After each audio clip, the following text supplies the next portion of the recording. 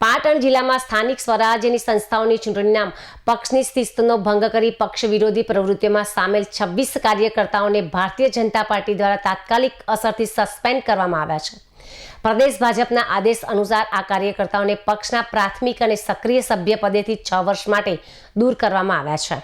પાટણ જિલ્લા ભાજપ કાર્યાલય શ્રી કમલમ ખાતેથી જાહેર કરવામાં આવેલી અખબારી યાદી મુજબ જિલ્લા પંચાયત, તાલુકા પંચાયત અને નગરપાલિકાની ચૂંટણીમાં પક્ષના સત્તાવાર ઉમેદવારો સામે જ કાર્યકર્તાઓએ અન્ય પક્ષ અથવા અપક્ષ ઉમેદવારી નોંધાવી છે। તેઓ સામે કડક કાર્યવાહી કરવામાં આવી છે। પાટણ જિલ્લા ભાજપ પ્રમુખ રમેશ સિંઘવ દ્વારા આ યાદી જાહેર કરવામાં આવી છે। આ સસ્પેન્ડ કરાયેલ 26 સભ્યોમાં જિલ્લા પંચાયતના 2, ચાણસ્મા તાલુકા પંચાયતના 1, શંખેશ્વર તાલુકા પંચાયતના 1 તેમજ રાધનપુર તાલુકા પંચાયત 1, સાંતલપુર તાલુકા પંચાયતના 4 તેમજ સિદ્ધપુર તાલુકા પંચાયતના 2, પાટણ નગરપાલિકાના 7 અને સિદ્ધપુર નગરપાલિકાના 8 કાર્યકર્તાઓનો સમાવેશ થાય છે। સસ્પેન્ડ કરવામાં આવેલા મુખ્ય નામોમાં બિલિયા જિલ્લા પંચાયત બેઠક પરથી પટેલ ભગવતીબેન કનુભાઈ અને નેદ્રા જિલ્લા પંચાયત બેઠક પરથી રાજપૂત માનજી પ્રતાપજીનો સમાવેશ થાય છે।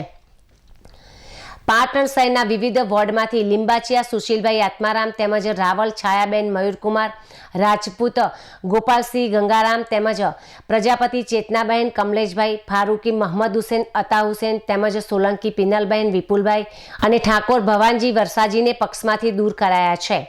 આ પૈકીના મોટાભાગના સભ્યો પૂર્વ નગરપાલિકા સદસ્ય અથવા સક્રિય સભ્યો તરીકે જવાબદારી સંભાળતા હતા। સિદ્ધપુર શહેરમાં પણ પક્ષ વિરોધી પ્રવૃત્તિઓ બદલ વાઘેલા કનુભા દલાજી તેમજ ઠાકોર નીરમાબેન સેંધુસિંહ, પ્રજાપતિ હસમુખભાઈ હરગોવનભાઈ તેમજ પ્રજાપતિ વિકાસભાઈ હસમુખભાઈ ભટ્ટ, હેતલબેન રાકેશકુમાર વ્યાસ, દીપિકાબેન કિરણકુમાર તેમજ ઠાકર ગાયત્રીબેન મિતેશકુમાર અને ઠાકોર સજનબેન રાજુજીને સસ્પેન્ડ કરવામાં આવ્યા છે।